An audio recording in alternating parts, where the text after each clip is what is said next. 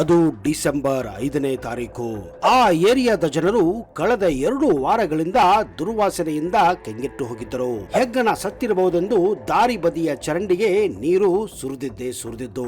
ಆದ್ರೆ 2 ವಾರಗಳ ನಂತರ ಆ ಏರಿಯಾಗೆ ಪೊಲೀಸರು ಎಂಟ್ರಿ ಕೊಟ್ಟಾಗ ಪೊಲೀಸರೇ ಬೆಚ್ಚಿ ಬಿದ್ದಿದ್ದರು. ದುರ್ವಾಸನೆ ಜಾಡು ಹಿಡಿದ ಪೊಲೀಸರಿಗೆ ಸಿಕ್ಕಿದ್ದು ಕೊಳತ ಶವ. ಹೌದು, ಕೊನೆಗೆ ಬಸವೇಶ್ವರ ನಗರ ಪೊಲೀಸರು ಬಾಗಿಲು ಒಡೆದು ನೋಡಿದಾಗ ಈ ಒಂದು ಘಟನೆ ಬೆಳಕಿಗೆ ಬಂದಿತ್ತು. ಬೆಂಗಳೂರಿನ ಮಂಜುನಾಥ ನಗರದ 3ನೇ ರಸ್ತೆಯ ಬಾಡಿಗೆ ಮನೆಯೊಂದರಲ್ಲಿ ಕಳೆದ 15 ದಿನಗಳಿಂದ ಶವ ಕೊಳೆತು ನಾರುತ್ತಿತ್ತು. ಮುಖಕ್ಕೆ ಮಾಸ್ಕ್ ಹಾಕಿ ಓಡಾಡುವ ಪರಿಸ್ಥಿತಿ ಆ ಏರಿಯಾದಲ್ಲಿ ನಿರ್ಮಾಣವಾಗಿತ್ತು. ಆದ್ರೆ ಆ ಏರಿಯಾದ ಜನರ ಮಾತ್ರ ಎಲ್ಲೋ ಮೋರಿಯಲ್ಲಿ ಹೆಗ್ಗಣವು ಸತ್ತು ಬಿದ್ದಿರಬಹುದು ಹೀಗಂತ ದಿನಗೂ ಆ ಮೋರಿಗೆ ನೀರಿಯನ್ನ ಸುರಿಯುತ್ತಿದ್ದರು. ಬಳಿಕ ಮನೆಯೊಂದರಿಂದ ದುರ್ವಾಸನೆ ಬರುತ್ತಿರುವುದು ಕೆಲವು ಜನಕ್ಕೆ ಅನುಮಾನವನ್ನ ಸೃಷ್ಟಿಸಿದೆ. ಮನೆ ಮಾಲೀಕನಿಗೆ ಮಾಹಿತಿ ನೀಡಿದ್ದಾರೆ. ಸ್ಥಳೀಯರ ಸಹಾಯ ಪಡೆದು ಆ ಏರಿಯಾ ಎಂಟ್ರಿ ಕೊಟ್ಟಂತ ಪೊಲೀಸರಿಗೆ ಆ ಮನೆಯನ್ನು ಒಡೆದು ನೋಡಿದಾಗ ಗೊತ್ತಾಗಿದ್ದು ಬಾತ್ರೂಮ್ ನಲ್ಲಿ ಟೆಕ್ಕಿ ಮೃತ ದೇಹ ಕೊಳೆತ ಸ್ಥಿತಿಯಲ್ಲಿ ಪತ್ತೆಯಾಗಿತ್ತು. ಭಾಗಶಃ ಕೊಳೆತು ದುರ್ವಾಸನೆ ಬರುತ್ತಿದ್ದ ಆ ವ್ಯಕ್ತಿಯ ಹೆಸರೇ 48 ವರ್ಷದ ಯುವರಾಜ್ ಆಗಿತ್ತು. ಮೃತ ಯುವರಾಜ್ MNC ಕಂಪನಿಯಲ್ಲಿ ಕೆಲಸ ಮಾಡುತ್ತಿದ್ದರು. ಆಗಾಗ ವರ್ಕ್ ಫ್ರಮ್ ಹೋಮ್ ಮಾಡುತ್ತಿದ್ದರು. ತಾಯಿಯೊಂದಿಗೆ ಕಳೆದ 15 ವರ್ಷಗಳಿಂದ ಇದೇ ಏರಿಯಾದಲ್ಲಿ ವಾಸವಾಗಿದ್ದರು. ಆದ್ರೆ ಇತ್ತೀಚೆಗೆ ಅವರ ತಾಯಿ ದೂರದ ಉತ್ತರ ಪ್ರದೇಶಕ್ಕೆ ಹೋಗಿದ್ದಾರೆ. ಯುವರಾಜ್ ಒಬ್ಬರೇ ಮನೆಯಲ್ಲಿ ಇದ್ದರು. ಜೊತೆಗೆ ಇವರಿಗೆ ಮದುವೆ ಕೂಡ ಆಗಿರಲಿಲ್ಲ. ನೆರೆ ಹೊರೆಯವರ ಜೊತೆ ಆಗಲಿ ಸ್ನೇಹಿತರ ಜೊತೆ ಆಗಲಿ ಹೆಚ್ಚಿಗೆ ಮಾತನಾಡುತ್ತಿರಲಿಲ್ಲ. ತಾವಾಗಲಿ ತಮ್ಮ ಕೆಲಸವಾಗಲಿ ಮಾಡಿಕೊಂಡು ಮನೆಯಲ್ಲಿ ವಾಸವಾಗಿದ್ದರು. ಆದ್ರೆ ಇವರ ಸಾವು ಹಲವಾರು ಅನುಮಾನಗಳಿಗೆ ಎಡೆ ಮಾಡಿಕೊಟ್ಟಿತ್ತು. ಇವರ ಸಾವು ಹೇಗಾಯಿತು ಅನ್ನುವುದನ್ನ ತನಿಖೆ ಮಾಡಲು ಪ್ರಾರಂಭಿಸಿದ ಪೊಲೀಸರಿಗೆ ಕಾದಿತ್ತು ಆಘಾತ. ಹೌದು, ಇದು ಕೊಲೆ ಪ್ರಕರಣವಲ್ಲ, ಆತ್ಮಹತ್ಯೆ ಪ್ರಕರಣ ಕೂಡ ಅಲ್ಲ. ಆದ್ರೆ ಆಗಿದ್ದು ಮನೆಯ ಒಳಗಡೆನೆ ಒಂದು ಅಪಘಾತ. ಹೌದು, ಸ್ನಾನ ಮಾಡುವಾಗ ಅಚಾನಕ್ ಆಗಿ ಸೋಪು ಕೆಳಗಡೆ ಬಿದ್ದಿದೆ.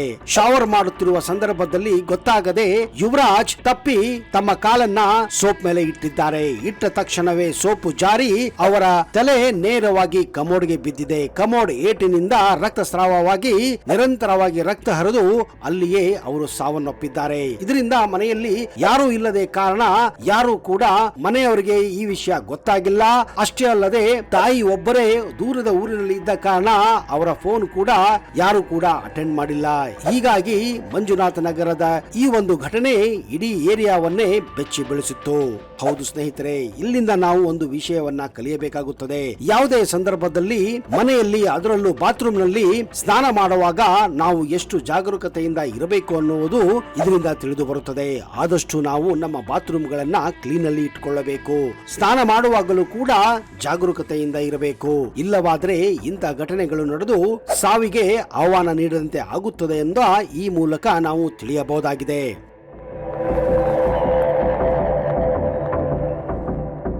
ಮದುವೆ ಆದ್ರೂ ಅತ್ತೆ ಮಗಳ ಮೇಲಾಸೆ, ಆಕೆ ದೂರವಾದ ಸಿಟ್ಟಿಗೆ ಮಾವ ಮಾಡಿದ್ದೇನು ಗೊತ್ತಾ? ಹೌದು, ಡಿಸೆಂಬರ್ 1ನೇ ತಾರೀಕು ಅರೆನೇರು ಗ್ರಾಮದ ಸಂಧ್ಯಾ ಎಂಬ ಮಹಿಳೆಯನ್ನ ಮನೆಯ ಹಿಂಭಾಗದಲ್ಲಿ ಕೊತ್ತು ಕೊಯ್ದು ಬರ್ಬರವಾಗಿ ಹತ್ಯೆ ಮಾಡಿದ ಹಂತಕ ಎಸ್ಕೇಪ್ ಕೂಡ ಆಗಿ ಹೋಗಿದ್ದ.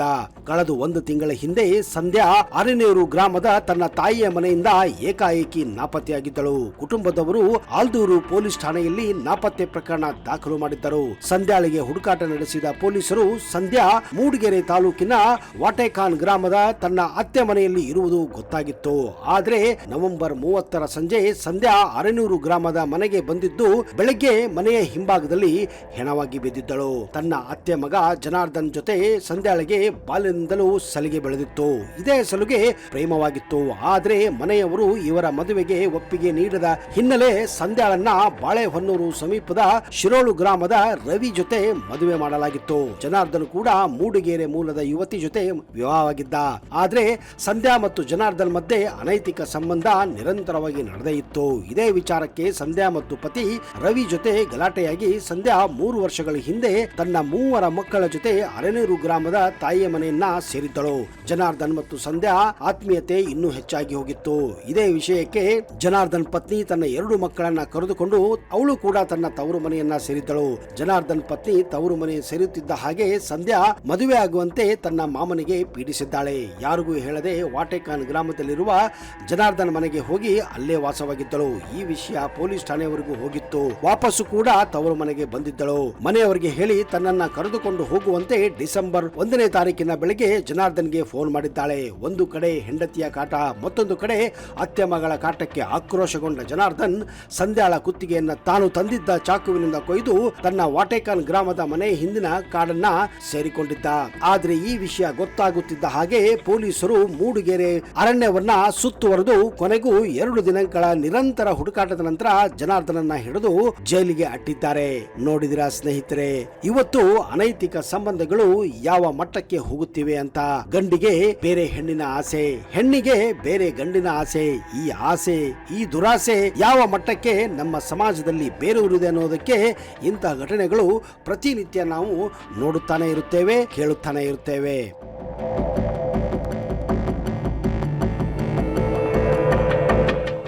ನವೆಂಬರ್ 27ನೇ ತಾರೀಕು ಮಡಿವಾಳ ಪೊಲೀಸ್ ಠಾಣೆ. ಕ್ಯಾಬ್ ಚಾಲಕ ಮತ್ತು ಆತನ ಗೆಳೆಯರು ತನ್ನ ಮೇಲೆ ಸಾಮೂಹಿಕ ಅತ್ಯಾಚಾರ ನಡೆಸಿದ್ದಾರೆ ಎಂದು ಕೇರಳ ಮೂಲದ ಯುವತಿ ದೂರನ್ನ ನೀಡುತ್ತಾಳೆ.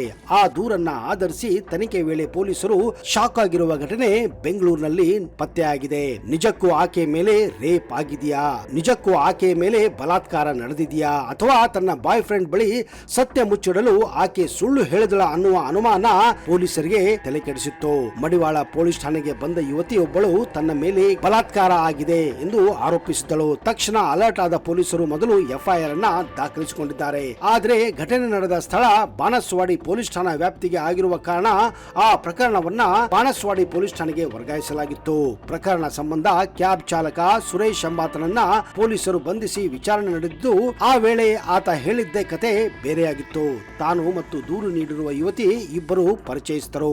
ನಾನು ಆಕೆ ಮೇಲೆ ಅತ್ಯಾಚಾರ ಮಾಡಿಲ್ಲ.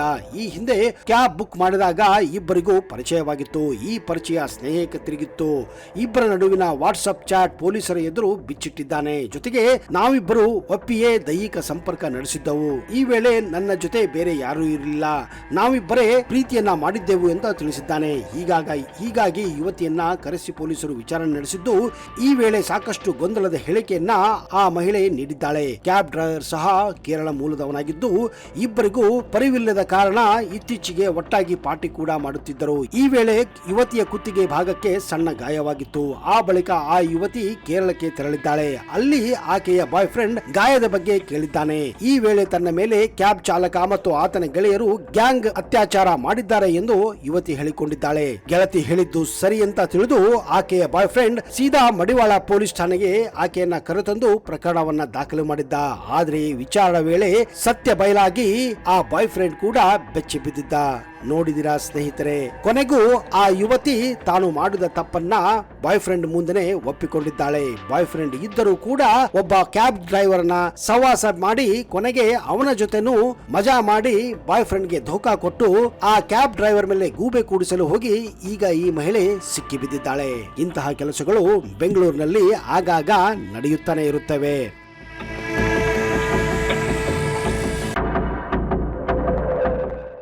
2 ವಾರಗಳ ಹಿಂದೆ ಸಿಸಿಪಿಎಸ್ ತಂಡವು ಸೈಬರ್ ವಂಚನೆ ಪ್ರಕರಣದಲ್ಲಿ ಶಂಕಿತನೊಬ್ಬನನ್ನ ದೇವನಹಳ್ಳಿಯಲ್ಲಿ ಪತ್ತೆ ಹಚ್ಚಿತ್ತು.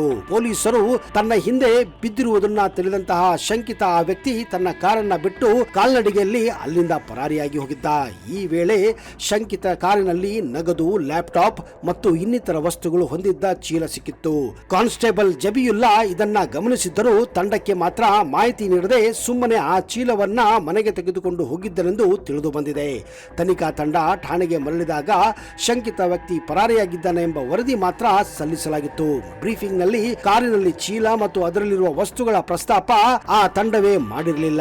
ಕೆಲವು ದಿನಗಳ ನಂತರ ಶಂಕಿತ ವ್ಯಕ್ತಿ ನಿರೀಕ್ಷಣಾ ಜಾಮೀನು ಪಡೆದು ತನ್ನ ಕಾರನ್ನ ವಾಪಸ್ಸು ಪಡೆಯಲು ಬಂದಾಗ ಕಾರಿನ ಟ್ರಂಕ್ ತೆರೆಯುತ್ತಿದ್ದಂತೆ ಲಕ್ಷಾಂತರ ರೂಪಾಯಿ ಹೊಂದಿದ್ದ ಬ್ಯಾಗ್ ಕಾಣೆಯಾಗಿರುವುದು ಅವನ ಗಮನಕ್ಕೆ ಬಂದಿದೆ. ತಕ್ಷಣವೇ ಇದನ್ನ ಹಿರಿಯ ಅಧಿಕಾರಿಗಳಿಗೆ ತಿಳಿಯಲಾಗಿ ಚೀಲವನ್ನ ಕೊನೆಯದಾಗಿ ಯಾರು ನಿರ್ವಹಿಸಿದರು ಎಂಬುದರ ಕುರಿತು ಆಂತರಿಕ ಪರಿಶೀಲನೆ ಇನ್ವೆಸ್ಟಿಗೇಷನ್ ನಡೆಸಲಾಗಿತ್ತು.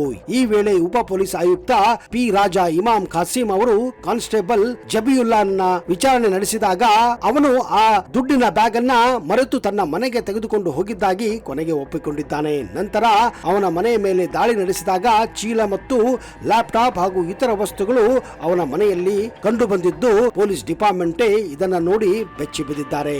ಜಬಿಯುಲ್ಲಾನನ್ನ ಈಗ ಸಸ್ಪೆಂಡ್ ಕೂಡ ಮಾಡಲಾಗಿದೆ.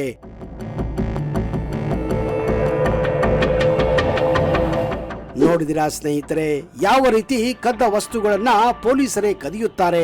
ನಿಮ್ಮ ವಸ್ತುಗಳೇನಾದರೂ ಕಳ್ಳತನವಾಗಿದ್ದರೆ ಅವು ಒಂದು ವೇಳೆ ಸಿಕ್ಕರೂ ಕೂಡ ಅದರಲ್ಲಿ ನಿಮಗೆ ಪೂರ್ತಿಯಾದಂತಹ ಕಳ್ಳತನವಾದಂತಹ ವಸ್ತುಗಳಾಗಲಿ, ಚಿನ್ನವಾಗಲಿ, ಹಣವಾಗಲಿ ಸೇರೋದು ತುಂಬಾನೇ ಕಡಿಮೆ. ಯಾಕಂದ್ರೆ ಪೊಲೀಸ್ ಠಾಣೆಯಲ್ಲಿ ಇರೋದು ಪೊಲೀಸರಲ್ಲ, ಕೆಲವೊಮ್ಮೆ ಪೊಲೀಸರ ಯೂನಿಫಾರ್ಮ್ ಹಾಕಿಕೊಂಡು ಇರುವಂತಹ ಕಳ್ಳರೇ ಇವರಾಗಿರುತ್ತಾರೆ. ಹೀಗಾಗಿ ಪೊಲೀಸರೇ ಈ ರೀತಿ ಮಾಡಿದರೆ ಇನ್ನು ಕಳ್ಳರ ಪರಿಸ್ಥಿತಿ ಏನು, ಇನ್ನು ನಮ್ಮ ಸಮಾಜದ ಪರಿಸ್ಥಿತಿ ಏನು ಅನ್ನೋದನ್ನ ಪ್ರತಿಯೊಬ್ಬರು ನಾವು ಅರಿತುಕೊಳ್ಳಲೇಬೇಕಾದಂತಹ ವಿಷಯವಾಗಿದೆ.